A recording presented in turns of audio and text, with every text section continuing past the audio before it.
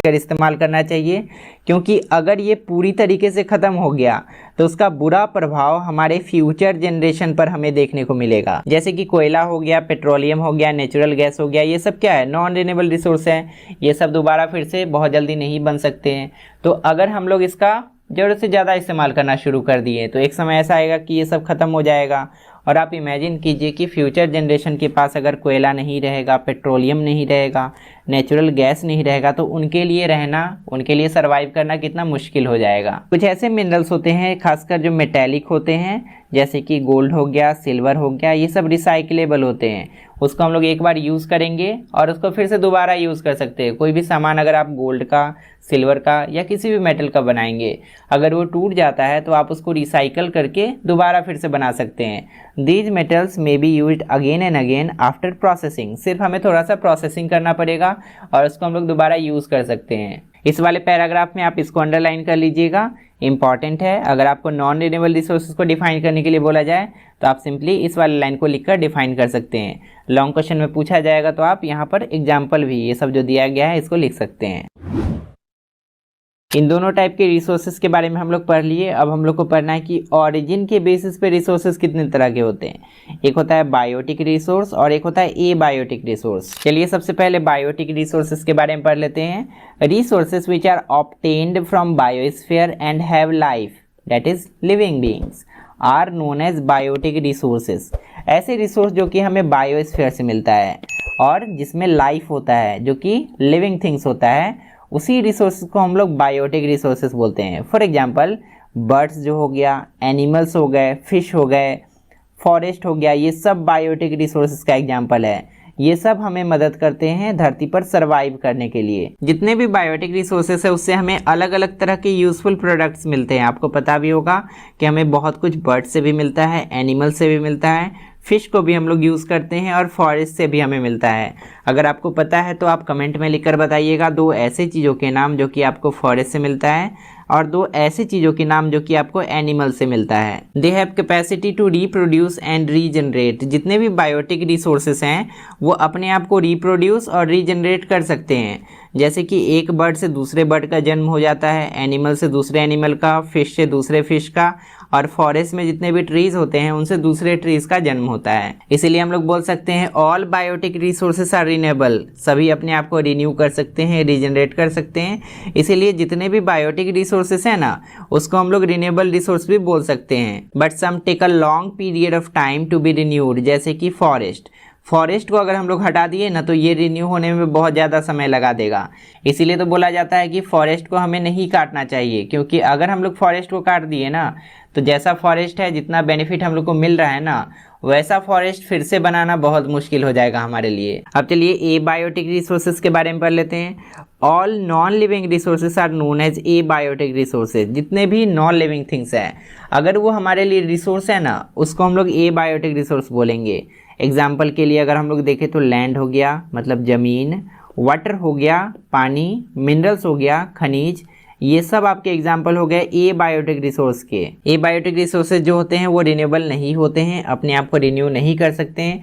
लेकिन अगर हम लोग वाटर की बात करें तो वाटर अपने आप को रिन्यू कर सकता है, उसको हम लोग प्यूरीफाई करके रीयूज़ कर सकते हैं। उसी तरह से अगर हम लोग विंड की बात करें तो विंड एबायोटिक रिसोर्स है, लेकिन उसको हम लोग रिन्यू कर सकते हैं, वो रीजनरेट हो सकता है। These resources are in great demand for the development of various industries and agriculture. Abiotic resources का ज़्यादातर डिमांड इंडस्ट्रीज में होता है और एग्रीकल्चर में होता है। मतलब जो फैक्ट्रीज होते हैं ना, वहाँ पर आप देखिएगा कि एबायोटिक रिसोर्सेज का ज़्यादा इंपॉर्टेंस होता है। जैसे कि ज़मीन हो गया, वाटर हो गया, मिनरल्स हो गया, और एग्रीकल्चर में भी इनका इंपॉर्टेंस होता है, मतलब खेती में। यहाँ पर इस वाले लाइन को हाईलाइट कर लीजिएगा। अगर आपको बायोटिक रिसोर्सेज का डेफिनेशन पूछा जाए तो आप इतना लिखेंगे, और अगर आपको एबायोटिक रिसोर्सेज का डेफिनेशन पूछा जाए तो आप इतना लिख सकते हैं। हम लोग इन दोनों टॉपिक को कंप्लीट कर लिए, रिन्यूएबिलिटी के बेसिस पे और ऑरिजिन के बेसिस पे। अब हम लोग को पढ़ना है कि अकरेंस के बेसिस पे रिसोर्सेज कितने तरह के होते हैं।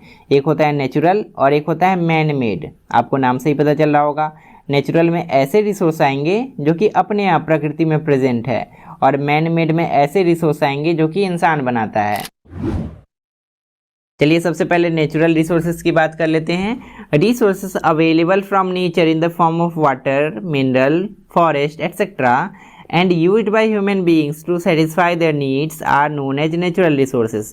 कुछ ऐसे रिसोर्सेस होते हैं जो कि नेचर में पहले से प्रेजेंट होता है, जैसे कि वाटर हो गया, मिनरल्स हो गया, फॉरेस्ट हो गया, और इसको ह्यूमन यानी कि इंसान यूज़ करते हैं अपने नीड्स को फुलफिल करने के लिए। इन्हीं रिसोर्सेज को हम लोग नेचुरल रिसोर्स बोलते हैं। इनमें से कुछ ऐसे नेचुरल रिसोर्सेज होते हैं जो कि ह्यूमन सर्वाइवल के लिए, इंसान को जिंदा रहने के लिए बहुत इंपॉर्टेंट होता है। जैसे कि अगर हम लोग वाटर की बात करें तो वाटर के बिना कोई भी इंसान जिंदा नहीं रह सकता है। ऐसे रिसोर्स को हम लोग बेस ऑफ डेवलपमेंट भी बोलते हैं, क्योंकि अगर ये रिसोर्स किसी कंट्री में नहीं होगा ना तो उस कंट्री का डेवलपमेंट ही नहीं हो पाएगा। दूसरा है मैन मेड रिसोर्सेज। इसका डेफिनेशन यहाँ पर लिखा है, resources created by human beings to satisfy their needs are known as man made resources. ऐसे रिसोर्सेज जिसको इंसान बनाता है, ह्यूमन बीइंग्स बनाता है अपने नीड्स को सेटिस्फाई करने के लिए, फुलफिल करने के लिए, और उन्हीं रिसोर्स को हम लोग मैन मेड रिसोर्स बोलते हैं। इसका एग्जाम्पल देखिए, रोड हो गया, ये मैन मेड है, इंसान बनाता है। बिल्डिंग्स हो गया, ये भी मैन मेड है। मशीन्स हो गया, ये सब भी मैन मेड है। और ये सब भी रिसोर्स है हमारे सर्वाइवल के लिए, ये सब भी इंपॉर्टेंट है। These resources are essential for us but they are also developed from natural resources. जितने भी मैन मेड रिसोर्स होते हैं ना, वो हमारे लिए ज़रूरी होते हैं, ये बात तो फैक्ट है, लेकिन ये सब भी हमें नेचुरल रिसोर्स से ही मिलता है। जैसे कि रोड बनाने के लिए हम लोग जितना भी चीज़ इस्तेमाल करते हैं सब हमारे नेचर में प्रेजेंट होता है। बिल्डिंग बनाने के लिए भी हम लोग जितना भी इस्तेमाल करते हैं, जो भी सामान इस्तेमाल करते हैं, हमारे नेचर से ही मिलता है। मशीन्स के लिए भी जो भी सामान इस्तेमाल होता है सब हमें नेचर से ही मिलता है। तो सबसे ज़्यादा ज़रूरी जो है नेचुरल रिसोर्स ही है। अगर नेचुरल रिसोर्स नहीं होगा तो मैन मेड रिसोर्स बनने का कोई सवाल ही खड़ा नहीं होता है। अब तक हम लोग जितना कुछ पढ़े उसमें आप इसको अंडरलाइन कर लीजिएगा। नेचुरल रिसोर्स को डिफाइन करने में आप इतना लिखेंगे, यहाँ से लेकर यहाँ तक, और मैन मेड रिसोर्स को डिफाइन करने के लिए आपको ये वाला लाइन लिखना पड़ेगा। एग्जाम्पल भी आप इंक्लूड कर सकते हैं। अब देखिए यहाँ पर ह्यूमन रिसोर्स के बारे में हमें थोड़ा सा बताया गया है। ह्यूमन यानी कि इंसान भी एक रिसोर्स है, हमने पार्ट 1 में ही पढ़ा था। The quality and quantity of people of a country determine its human resource. मतलब किसी कंट्री में जो लोग हैं उनका क्वालिटी क्या है, वो स्किल्ड हैं या अनस्किल्ड हैं, एडुकेटेड हैं या अनएडुकेटेड हैं, और उसके साथ साथ उसका क्वांटिटी क्या है, मतलब कितने लोग उस कंट्री में है। इस पर डिपेंड करता है कि उस कंट्री का ह्यूमन रिसोर्स कैसा है। अगर किसी कंट्री या सोसाइटी के लोग हेल्दी हैं, वेल एडुकेटेड हैं, मतलब पढ़े लिखे हैं, तो वो अपने सोसाइटी को एक पॉजिटिव वे में कंट्रीब्यूट कर सकते हैं, अपने सोसाइटी का भला कर सकते हैं। लेकिन अगर किसी कंट्री या सोसाइटी के जो लोग हैं वो माल नरिश्ड हैं, मतलब कुपोषित हैं, हेल्दी नहीं है, और इलिटरेट हैं, मतलब पढ़े लिखे नहीं हैं, तो वो अपने सोसाइटी के डेवलपमेंट में कोई भी कंट्रीब्यूशन नहीं दे सकते हैं। ह्यूमन रिसोर्सेज का इंपॉर्टेंस समझने के लिए चलिए 2 कंट्रीज़ को हम लोग कंपेयर कर लेते हैं। पहला है जापान और दूसरा है अफ्रीकन कंट्रीज़। अगर हम लोग जापान की बात करें तो यहाँ का जो ह्यूमन रिसोर्स है ना, वेल डेवलप्ड है, बहुत आगे हैं ये लोग। यहाँ के जो लोग होते हैं स्किल्ड होते हैं और टेक्निकली डेवलप्ड होते हैं, तभी तो ये कंट्री इतना आगे है ना। जापान कितना आगे है सोचिए। लेकिन अगर हम लोग अफ्रीकन नेशंस की बात करें तो यहाँ पर रिसोर्सेज भर भर के हैं, सब कुछ यहाँ पर आपको मिल जाएगा, लेकिन यहाँ के जो लोग हैं ना वो अनस्किल्ड हैं। जितना स्किल होना चाहिए लोगों के पास उतना नहीं है इनके पास। और यहाँ के जो लोग हैं ना, मैक्सिमम लोग इलिटरेट हैं, पढ़े लिखे नहीं हैं।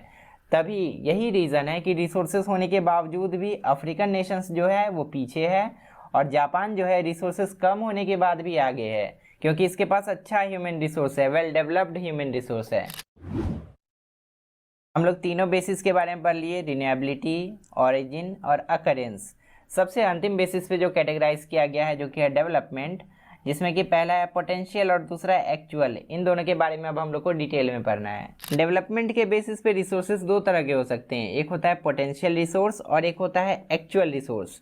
सबसे पहले एक्चुअल रिसोर्स को समझ लेते हैं। इसको समझने के लिए एक एग्जाम्पल हम लोग ले लेते हैं। किसी रिसोर्स को पकड़ लेते हैं, मान लेते हैं गोल्ड। अगर हमें पता है कि ये ज़मीन का अगर लेयर है तो इसके अंदर गोल्ड प्रेजेंट है, हमें पता है, हम लोग कन्फर्म है कि यहाँ पर गोल्ड प्रेजेंट है, तो इस रिसोर्स को हम लोग बोलेंगे एक्चुअल रिसोर्स। हम लोग यहाँ से निकाल कर यूज़ भी करते हैं और इसके बारे में हमें कन्फर्म पता है कि यहाँ पर खुदाई होगा तो गोल्ड निकलेगा। लेकिन कुछ ऐसे रिसोर्स होते हैं जिसके बारे में हमें बस अंदाज़ा होता है कि यहाँ पर शायद निकल सकता है। अगर हम लोग यहाँ पर मेहनत करें, खुदाई करें, तो शायद हमें गोल्ड मिल सकता है। अगर ऐसा कोई रिसोर्स है ना, तो उसको हम लोग बोलेंगे पोटेंशियल रिसोर्स। पोटेंशियल रिसोर्स के बारे में हमें बस पता होता है, हम लोग यहाँ से कुछ पाते नहीं हैं। चलिए सबसे पहले पोटेंशियल रिसोर्स की बात कर लेते हैं। Available resources in a country which are not fully tapped are known as potential resource. ऐसे रिसोर्स जो कि एक कंट्री में अवेलेबल है लेकिन उसको पूरे तरीके से उसके बारे में जानकारी हमारे पास नहीं है, उसको हम लोग इस्तेमाल नहीं कर पा रहे हैं, ऐसे रिसोर्स को हम लोग पोटेंशियल रिसोर्स बोलते हैं। इसको अगर हम लोग एग्जाम्पल के थ्रू समझना चाहें तो पेट्रोलियम हमारे लिए एक रिसोर्स है और हिमालय का जो सेडिमेंट्री रॉक है ना उसके अंदर पेट्रोलियम पाया जा सकता है, लेकिन हम लोग अभी तक निकाल नहीं पाए हैं। उसी तरह से हिमालय पर्वत से बहुत तेज़ी से नदी बहती है और उस नदी का यूज़ करके हम लोग हाइड्रो इलेक्ट्रिसिटी प्रोड्यूस कर सकते हैं, लेकिन वो भी हम लोग अभी तक नहीं कर पाए हैं। ऐसे एनर्जी रिसोर्सेज को, ऐसे जो रिसोर्सेज हैं उसको हम लोग पोटेंशियल रिसोर्स बोलते हैं। पोटेंशियल रिसोर्स जितने भी होते हैं उन पर एक डिटेल सर्वे होना, डिटेल रिसर्च होना बहुत ज़रूरी होता है, तभी हम लोग उसके क्वांटिटी और क्वालिटी के बारे में पता लगा सकते हैं। अगर हमें पता चलेगा कि क्वांटिटी ही नहीं है, बहुत कम मात्रा में अवेलेबल है रिसोर्स, अगर हमें पता चला कि क्वालिटी उतना अच्छा नहीं है तो हम लोग उस पर मेहनत नहीं करेंगे। इसी तरह का एक सर्वे यूएस के जियोलॉजिकल डिपार्टमेंट ने किया था। उनके हिसाब से आर्कटिक का जो सी बेड है ना, सी बेड का मतलब क्या होता है, समुद्र के नीचे जो ज़मीन होता है ना उसी को हम लोग सी बेड बोलते हैं। और इस सी बेड के नीचे का बात किया जा रहा है, वहाँ पर 25% जितना भी ऑयल एंड नेचुरल गैस के बारे में अभी तक हम लोग को पता नहीं चला है ना, जो कि अनडिस्कवर्ड है, जिसके बारे में हमें अभी तक पता नहीं है, उसका 25% वहीं पर प्रेजेंट है आर्कटिक सी बेड के नीचे। एक और एस्टिमेशन के हिसाब से ऐसा कैलकुलेट किया गया है कि अगर हम लोग वहाँ से ऑयल एंड नेचुरल गैस को निकालते हैं ना तो 400 बिलियन बैरल्स ऑफ ऑयल वहाँ से निकल सकता है, और ये सब आर्कटिक सी बेड के नीचे प्रेजेंट है। सोचिए कितना ज़्यादा मात्रा में वहाँ पर प्रेजेंट है, लेकिन उसको निकालने के लिए बहुत ज़्यादा प्लानिंग की ज़रूरत है और बहुत ज़्यादा पैसा भी खर्च करना पड़ेगा। फाइनली यहाँ तक हम लोग पोटेंशियल रिसोर्सेज के बारे में पढ़ लिए। अब हमें एक्चुअल रिसोर्स के बारे में पढ़ना है। पोटेंशियल रिसोर्स क्या है? पोटेंशियल रिसोर्स बिल्कुल मम्मी के पर्स में रखे पैसे की तरह है। हमें पता है कि हाँ वहाँ पर पैसा है, लेकिन कितना पैसा है एग्जैक्टली वो हमें पता नहीं है। अब चलिए एक्चुअल रिसोर्सेज की बात कर लेते हैं। The actual resources of a country are those which have been thoroughly surveyed and their quantities have been ascertained. Actual resource हम लोग किसी कंट्री के ऐसे रिसोर्सेज को बोलेंगे जिसके बारे में सर्वे किया जा चुका है और वो कितनी क्वांटिटी में अवेलेबल है उसके बारे में हमें अच्छे से पता है, हम लोग उसके बारे में सर्टेन है, हम लोग कन्फर्म है। आगे हमें बताया गया है कि किसी भी एक्चुअल रिसोर्स की खोज, उसका डेवलपमेंट, उसका यूज़ कंप्लीटली टेक्नोलॉजी